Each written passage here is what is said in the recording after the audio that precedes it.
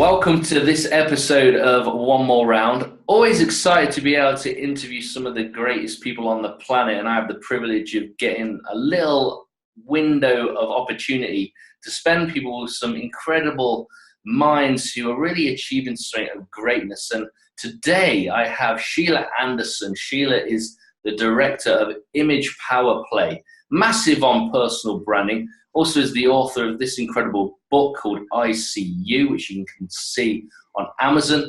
Sheila, great to have you on today's One More Round. Hi, Mark. Thanks for having me. I'm excited to be here.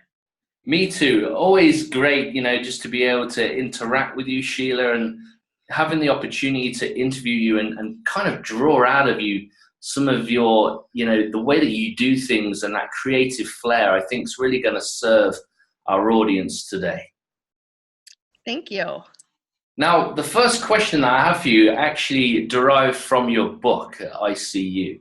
And it was a question that I think you put to me even when I interviewed you on my radio show, Talk Business. And the question was, if there was one word that you were to associate with yourself, the one word that you want the world to associate with you, what would that one word be? And so I thought it'd be great to ask you that question. I love that you're asking me that. Most people don't ask me that. So my one word is sophisticated. I want to make sure that every interaction with me is very classy and there's an air of sophistication about it. Yeah, and the one thing that I've always noticed from the moment I met you in New York was your glasses. And I know that you don't even necessarily do that to create so much as an image, but it's very much your personality. It's more about you expressing who you are through what you wear, rather than it being a signature piece. But I think people naturally, they like to associate, an accessory or a style with an individual. That's right. That's right. Yes, my glasses have become, well, they actually have almost become a signature look for me. Absolutely, they have, because every time I see you, you're always in that kind of image, and so I associate, the glasses with you, and I guess that's a big part of what branding is. It's creating a memory that's associated with an idea, and that's a powerful tool that we have. Yes, absolutely. Now, based on the word sophistication that you've already used, what does that really mean to you, and how does that really express who you are? I think there's an elegance about the word sophistication and about who I am. I'm sometimes very proper. I'm appropriate. And sophisticated to me is just being very classy in every interaction, whether it's how I dress or appear, or when I'm talking to people, or how I'm dealing with people, or if I'm visiting with you on the phone, or any interaction. It's just making sure that it's very classy and always appropriate. Yeah, and I think that you capture that, extremely well, being able to create that reassurance, but then equally creating that environment where people feel that they can be themselves. Because with the image, it's very private, isn't it? It's very private. Yes, you dig really in deep to who you are internally, because that's what you need to bring out. You have to express who you are internally, and you have to bring that out to your outward appearance. Mm-hmm. Now, I'm all about seizing the moment and making sure every second, counts. And if we can even improve 1 or 2% on the things that we do, I'm always looking for clues and for hacks. When I think of like a sweet spot during the day where you're really bringing your A game, where you really come into your own, what sort of time frame is that for you? I love 10 o'clock in the morning. From like 10 o'clock until noon, it is the perfect time for me, because I'm not very much of a morning person. So I have to get myself into the day, and the afternoon I always have kind of a slump. So that 10 o'clock is when I do my best. When my brain is sharp, I'm very creative during that time. I really do like that time. But then I also have, like, I get a second wind. I think a lot of people do that. I get a second wind in the evening, and that's when I'm doing blogs and I'm reading other people's blogs, or I'm listening to podcasts, or I'm checking out different fashion magazine articles, or I'm shopping. So Yeah, yeah. that's a favorite time. Awesome. So 10 till 12, you really hit your sweet spot. Yes. Habits wise, when you think of habits, we often think of them in a negative way, but what would you say is your greatest habit? What's the one thing that you do, continuously, that you feel has a positive impact either on yourself or on other people? I like to read at least 15 minutes a day. And growing up, I never was a reader. That was not something I enjoyed. And the older I've gotten, the more that's become a habit. And I had to make it a habit. I had to be very intentional about that, because I knew how much value it can bring into your life and how much you can learn. And now I love it. So I make myself read 15 minutes a day. And I'm not reading a mystery novel or something. It's something that's feeding me, and it's a self-help or a personal improvement or business lessons. So that's a habit I've created, and I do it every day. Yeah, it's interesting, isn't it? Because I read 10 pages of a book a day, and for me it's work. When I go on vacation, Sheila, I don't actually read, because I actually see it as something that I do because I know the importance of it, but it isn't something that really flows naturally. Like, I see people on a sun lounger and they're like engulfed and engrossed in a book, and for me, I'm like totally not like that. Yes, I get that. That's people can sit there for hours and hours and read, and bless them that those that can do that, but Oh, I can't. it's not me. Talking of books, if you were to recommend a book, like what's the one book that you really feels impacted you the most? Gosh, that's a great question. There's so many good books. I I I love Jeffrey Hazlett's book, The Mirror Test, just because there's a marketing and branding background to it, and I really like the idea of um, stepping back and deciding if your business is really alive and breathing, and if you need to change anything. And so that stays with me quite often when I'm thinking about my own business, or when I'm talking to other people about their businesses. Is there anything that you need to change? And is there anything that you need to, like he talks about fogging the mirror. Is your business still breathing, or is it dead? And, what do you need to do about that? So that had a profound impact on me, and how I approach my business and how I help other people with theirs. Very good.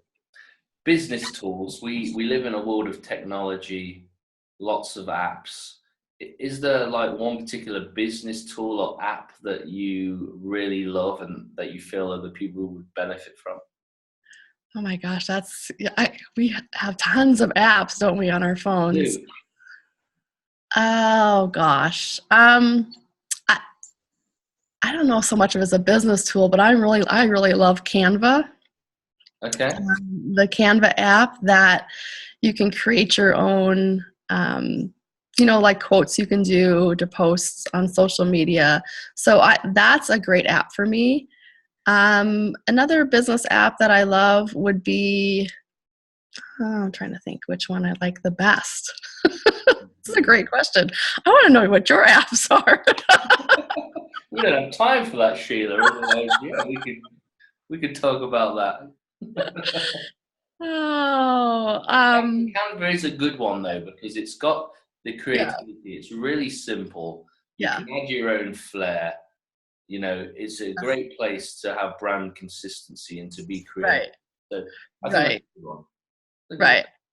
Okay. Are you afraid of anything, Sheila? You seem very grounded, very, down to earth, very likable, very bubbly.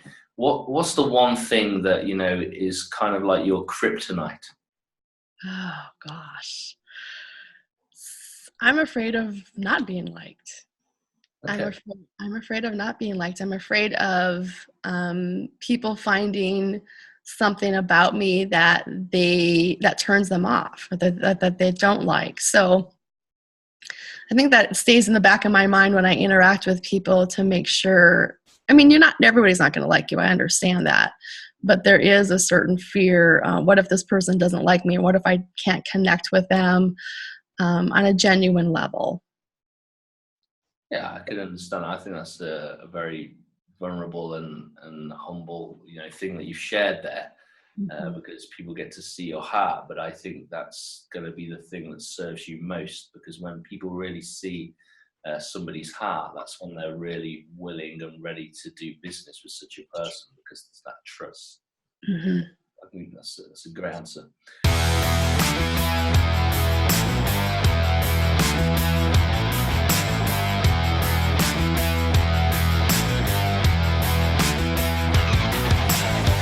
Go where the love is. We only get one shot at this life. It's so important that we take the time to invest and say yes to the people and the opportunities which are in line with our own mission, but also have that sense of love. I recently just come back from Oslo, Norway, and the reason I went there is because there was a little pocket of love there for me. And so I believe that we don't have to convince, we don't have to encourage everybody to be our client. We've just got to find the people that love who we are and what we do and go and serve them. The whole premise of going where the love is should really help you make better decisions, where you see the people that respect you and appreciate you. They're the people that you want to serve and give to. It's paramount to any business, and it's paramount to the success of your life and the impact that you can have on this world. My message is simple: go where the love is. Right, thinking of the whole premise of one more round, I have my reasons why I titled it One More Round. I think the titles of things, as I'm sure you agree, says a lot about, the essence and the heart behind something. When you think of the words One More Round, what do you personally think of? I think about I had cancer a couple years ago, thyroid cancer, and it made me really step back. And my diagnosis was good. I had my thyroid completely taken out and went through all the treatments, and I actually have an appointment coming up for my 2-year checkup in a couple weeks just to make sure we're still cancer free. So I think fighting back from that and really um, trying to decide with what my life should be. Like, what did I really want to do with my life? So bouncing back from cancer was a big deal. And it really helped me with my health and my weight. I've always had a weight issue. And you lose weight, you gain it, you lose weight, you gain it. And being an image consultant, sometimes you're hard with yourself on that, even though you're teaching other people, just love your body, love it how it is, embrace it, let's dress it for how it is today, and then we can work on it. And so giving that advice to other people is awesome for me to do, but I have to internalize it myself a lot of times. So just fighting back from different weight issues and different health issues. So I feel like I've been given a second chance since the cancer, and I've really taken to heart how I can be healthier. And not so much losing the weight, but what foods feed my body and give me energy and are healthy for me. It's interesting what you said a minute ago, how it's always easier to help other people, but to help ourselves is always more challenging. Why do you think that is? Because I think we know ourselves so well, and it's hard to take our own advice sometimes. And I don't think that we um, feel. I don't think that we feel uh, that maybe our advice is easy to take. I don't know. I mean, it's just, I don't know why we do that. I think there's self-doubt,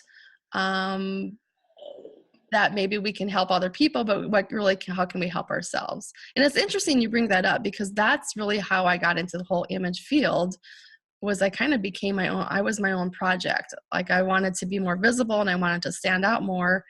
And I became my own project and had to work on myself first before I could help other people.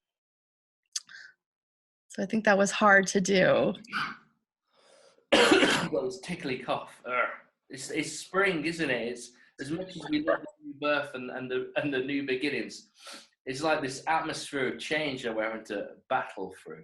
Right. But I love what you shared there around how it was your own, I guess, journey, which fundamentally was the thing that birthed, your whole image brand. The fact that you wanted to work on you wanted to find your identity and your purpose and be comfortable in your own skin, and battling against, I guess, culture of how a woman should look, based on society, and giving people, men and women, an opportunity to be free, and embrace who they really are. Absolutely. Yeah. I mean, to always be yourself, and it's hard. It's Yeah. hard because we compare ourselves to other people always. Do you know one thing that I love about I.C.U? It's the word permission that I use. Because when I read it, it was that sense of you give people permission. And I think in life, even in the work that I do, when I give people permission, it's not like I'm their godfather but it's interesting. When you give people permission, it's almost like so liberating for them. And with I.C.U, when you talk about, giving people permission to find who they are and express who they are through style and image, for me, it's one of the most powerful things.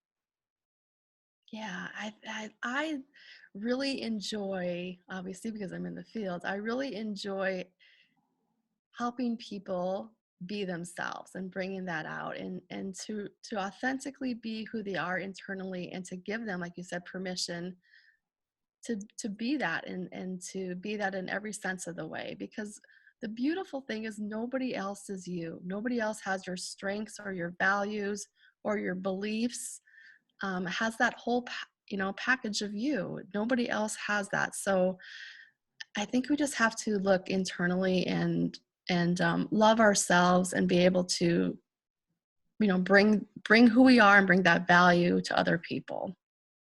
Yeah, absolutely. Absolutely. Now, when you were going through cancer and that challenge, and the challenges you've had with your own image and your own weight, what has stopped you from being a victim and being in that place of why me, which, we all have the opportunity of going there. What stopped you from going down that route and actually looked at what you could do and helped you move forward? What stopped you from quitting? I think the pain of staying the same was greater than the pain of change for me. You really have to, is it worth it to be in that misery all the time, or is it worth it to go through a little bit more misery to be something you want to be, and to be that person you can be, and to have that triumph. So I think that what stopped me from having the pity parties, and I had them, we all have them, was just what was more important, and what was greater pain for me. And the greater pain was staying the same and not changing. Love that. I've wrote that down, actually. The pain of not staying the same. It's a real nice slogan or hashtag there. You'll have to remember it, Sheila, for some of your marketing, because I think it's quite snappy, quite punchy.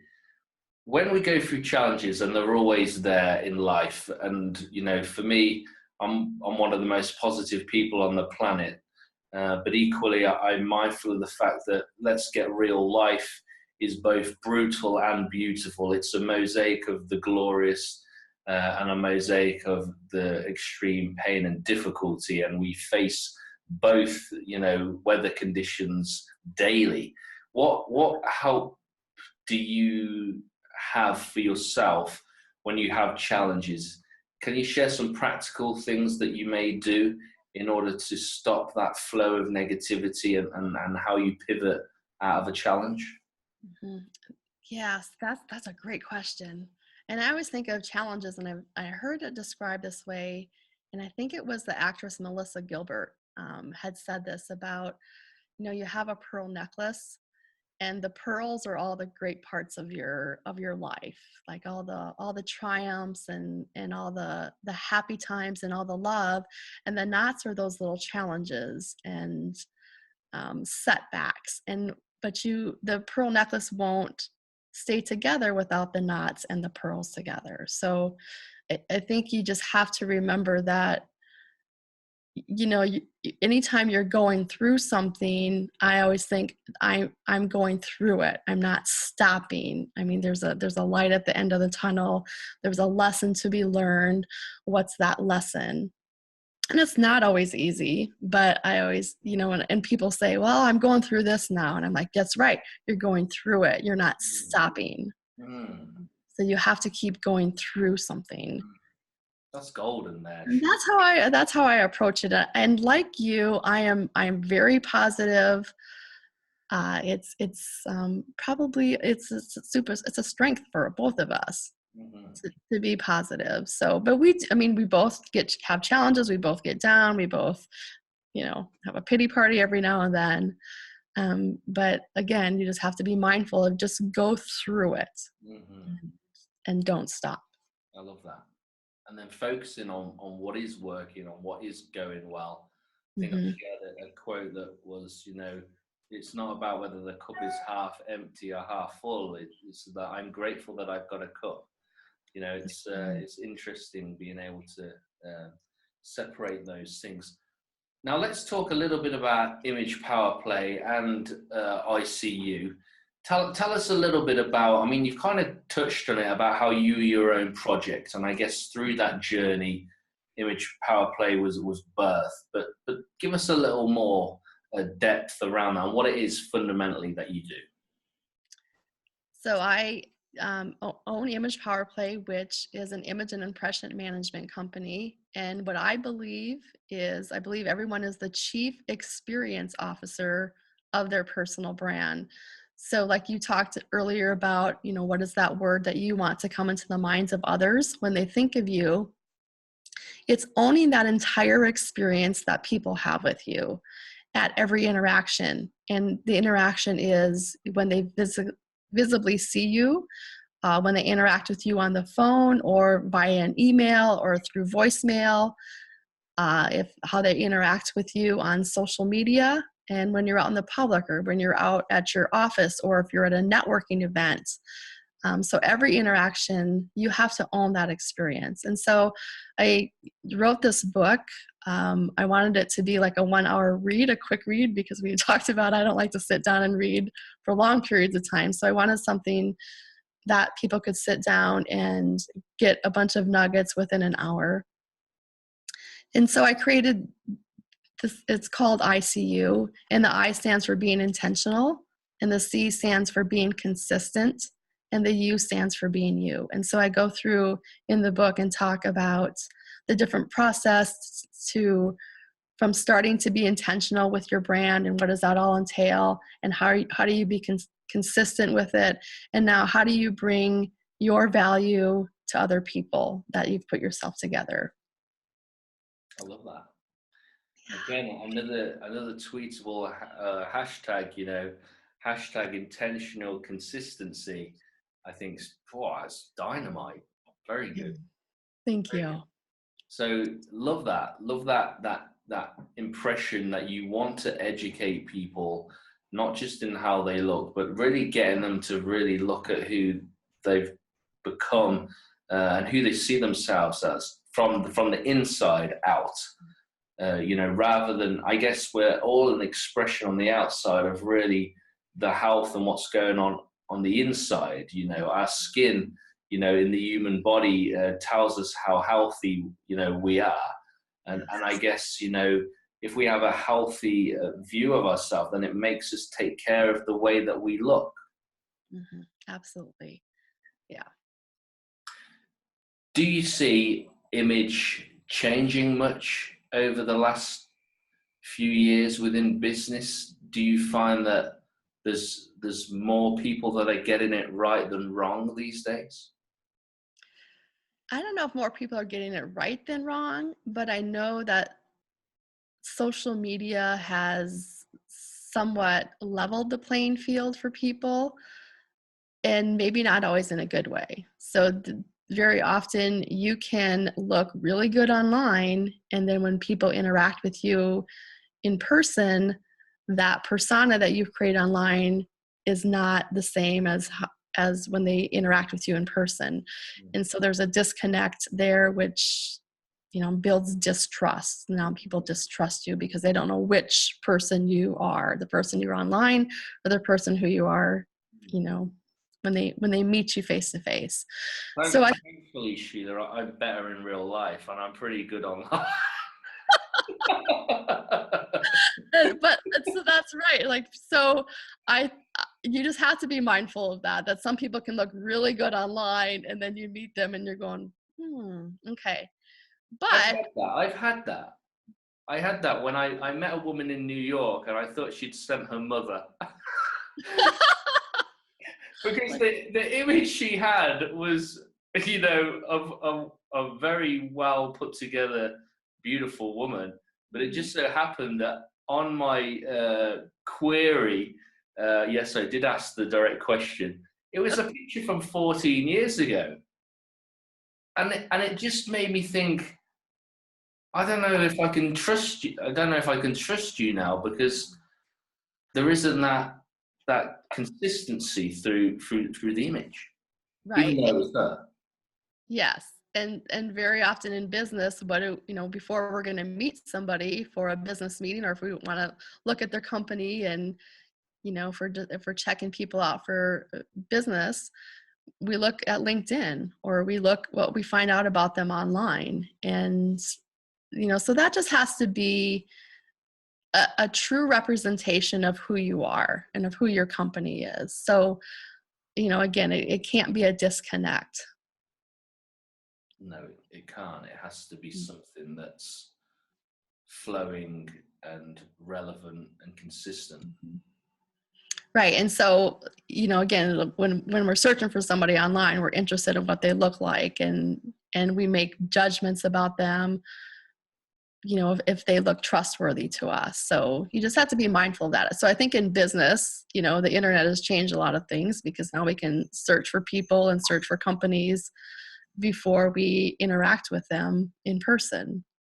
And so what is that image and what is that brand that you yourself, as a executive of a company or the owner of the company, what are you portraying out there, and what's your personal brand? And make sure it ties back to your company as well, consistently.